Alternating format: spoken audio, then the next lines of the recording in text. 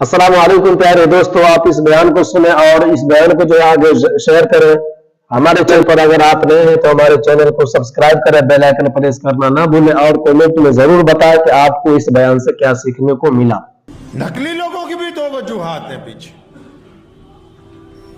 तो ये बात तो सारे कर रहे हैं कि भाई कादियानी जो है इस्लाम के दुश्मन है। इस्लाम के नहीं, वो इस जमीन के दुश्मन है जिसको भारत वंश का नाम दिया गया। इस रूए जमीन के दुश्मन है वो। इनका पस मंजर क्या है, चाहते क्या है? हजूर अकरम सल्लल्लाहु अलैहि वसल्लम के मुकाबले में नौज़ुबिल्लाह झूठी नबूवत क्यों बनाई गई? नकली चेहरा पहनने की क्यों जरूरत महसूस हुई? क्यों नौज़ुबिल्लाह अपने आप को अल्लाह का नबी बना के पेश करना पड़ा? अगर इनमें खुद कोई क्वालिटी होती तो क्या कोई अपना अलग से मिशन न शुरू करके दिखाते कि जी हम फलां मजहब के मानने वाले हैं? लेकिन इनका मकसद अगर देखना है तो प्यारे नबी हज़रत मोहम्मद रसूलुल्लाह सल्लल्लाहु अलैहि वसल्लम की सीरत पाक को पढ़ना हो। मैं मुख्तसर बताता हूं। नबी अलैहिस्सलातु वस्सलाम दुनिया में आए तन्हा थे, तन्हा,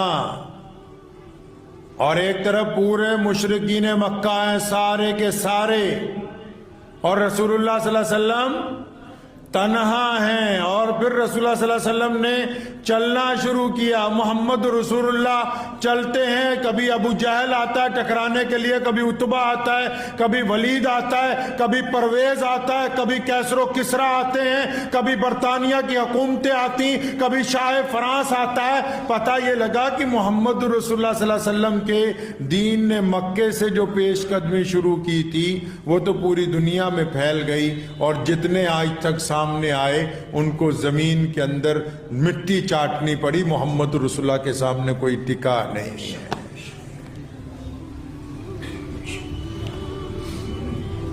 जब वो दीन चंद सालों में आलमी दीन का दर्जा हासिल कर गया और चंद सौ सालों में पूरी दुनिया के अंदर पहुंच गया, जब जहां से सूरज निकलता है वहां अजान हो रही अल्लाहू अकबर अल्लाहू अकबर, और शाम को जहां सूरज डूबता है वहां भी अजान हो रही अल्लाहू अकबर अल्लाहू अकबर। तो जो मद्दे मुकाबिल थे उस दौर के अंदर, उनके पेट में जबरदस्त दर्द हुआ कि ये मोहम्मद रसूलुल्लाह सल्लल्लाहु अलैहि वसल्लम का दीन, जो हम कहते थे कि अरब का दीन है, जो हम कहते थे कि इनको बात करने का ढंग नहीं, नौजुबिल्लाह, हम कहते थे कि इस मुल्क के लोगों को चलने फिरने का तरीका नहीं, इनको खाने की तमीज नहीं, ये कैसे रसूल आ गए इनके दरमियान कि इनका दीन आज पूरी दुनिया का बेहतरीन दीन बन गया। तो जो बड़े बड़े उस दौर में लोग थे उनके पेट में दर्द हो गया। साजिशें की गई इस्लाम के खिलाफ, और साजिशों की इब्तिदा कब की?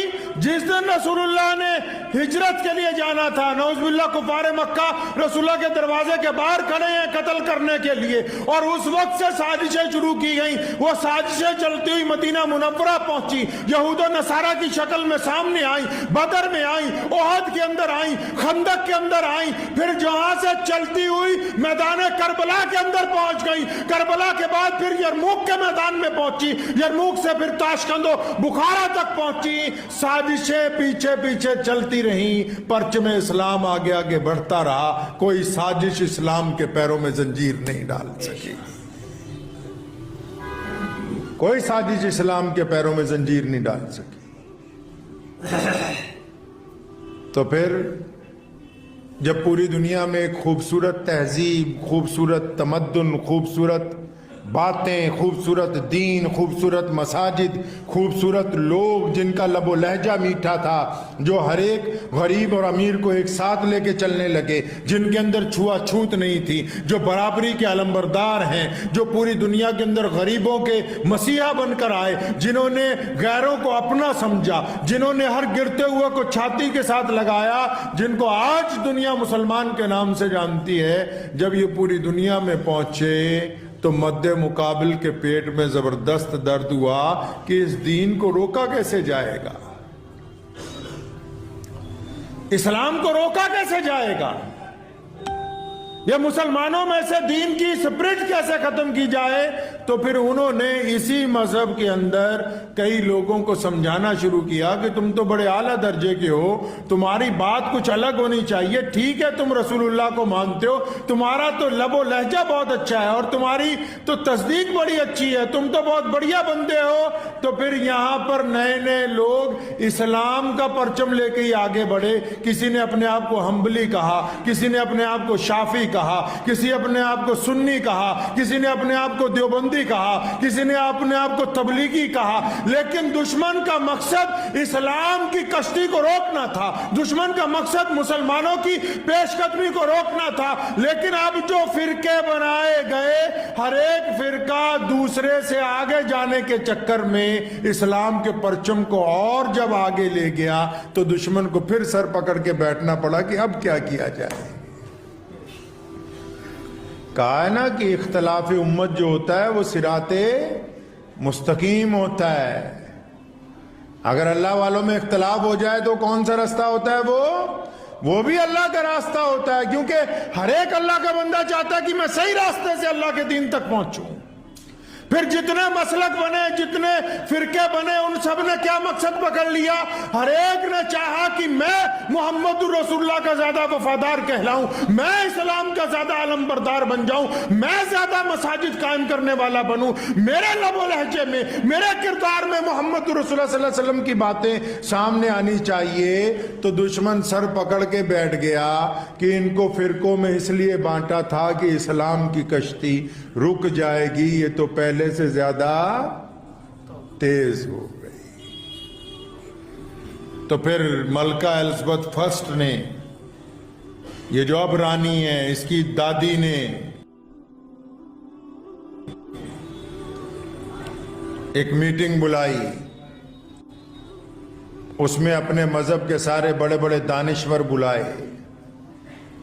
اس نے کہا کہ ہم اس بات سے پریشان ہیں کہ اسلام اور مسلمان جو ہیں یہ آگے کیسے بڑھ رہے ہیں، اور یہ میٹنگ 1857 کی جنگ آزادی، جو اس دیش کی پہلی آزادی کی لڑائی ہے، جس میں ہم نے قربانی دی، جس میں ہم نے خون دیا، جس میں ہم نے شہادتیں دی ہیں انگریز کو اس ملک سے نکالنے کے لیے۔ جب انگریز کے پسینے چھٹ گئے اس لڑائی میں تو پھر ایک میٹنگ بلائی انگلینڈ میں باقاعدہ۔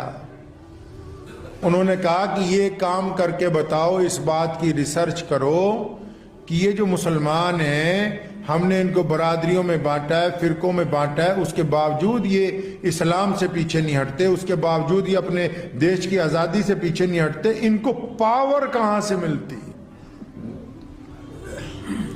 یہ روشنی چل رہی ہے نا، بلب چل رہے ہیں، ابھی کہیں سپارکنگ ہو جائے تو آپ سب کے دل میں کیا بات آئے گی کہ مین سوئچ ڈھونڈو، اس کو بند کرے تاکہ یہ روشنی بند ہو جائے، حادثہ ٹل جائے، کوئی بات ہو جائے، گھر میں بھی بجلی خراب ہو جائے تو کیا ڈھونڈتا ہے بندہ؟ مستری ڈھونڈتا ہے پہلے؟ نہیں، پہلے وہ پاور پلگ تلاش کرتا ہے، یہ جہاں سے سپلائی آ رہی ہے اگر اس کو بند کر دیں،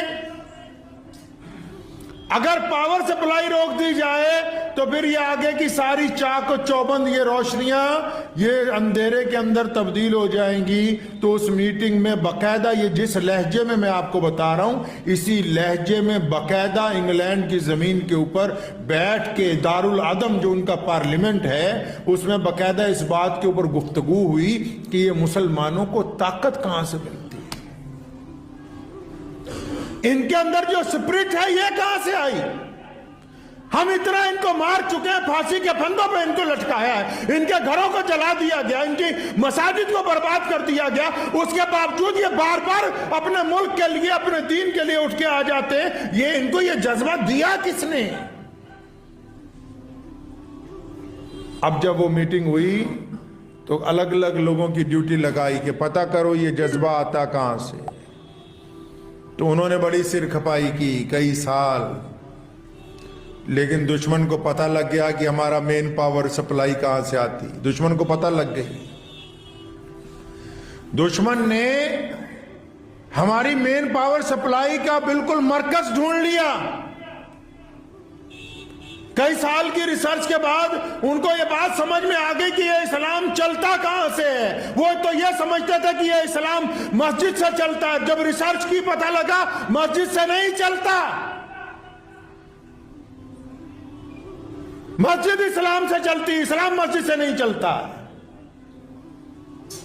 ریسرچ میں بار بار سوچتے رہے کہ شاید قرآن پاک کی وجہ سے اسلام چل رہا ہے. ان کا نہیں، اسلام کی وجہ سے قرآن پاک کی اہمیت ہے، تو قرآن کی وجہ سے اسلام نہیں چل رہا. اسلام تو کسی اور بہت اہمیت والی چیز سے چل رہا ہے جس کے اوپر قرآن کا بھی دار و مدار ٹکا ہوا ہے.